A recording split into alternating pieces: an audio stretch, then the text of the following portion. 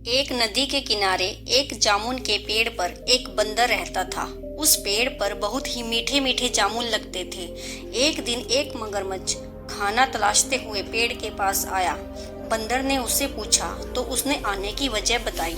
बंदर ने उसे बताया कि यहाँ बहुत ही मीठे मीठे जामुन लगते हैं और उसने वो जामुन मगरमच्छ को दिए। उसकी मित्रता नदी में रहने वाले मगरमच्छ से हो गई। वह बंदर रोज उस मगरमच्छ को खाने के लिए जामुन देता रहता था। एक दिन उस मगरमच्छ ने कुछ जामुन अपनी पत्नी को भी खिलाए। स्वादिष्ट जामुन खाने के बाद उसने यह सोचकर कि रोजाना ऐसे मीठे फल खाने वाले का दिल भी खूब मीठा होगा, तो उसने अपने पति से कहा कि उसे उस बंदर का दिल चाहिए और वो इसी जिद पर अड़ गई। उसने बीमारी का बहाना बनाया और कहा कि जब तक बंदर का दिल उसे लाकर नहीं देगा वो खाना नहीं खाएगी। पत्नी की जिद से मजबूर हुए मगरमच्छ ने एक चाल चली और उसे कहा कि उसकी भाभी उससे मिलना चाहती है। बंदर ने कहा कि वो नदी को कैसे पार करेगा। मगरमच्छ ने कहा कि वो उसकी पीठ पर बैठ जाए। बंदर ने मगरमच्छ की बात पर भरोसा करके उसकी पीठ पर सवार हो गया।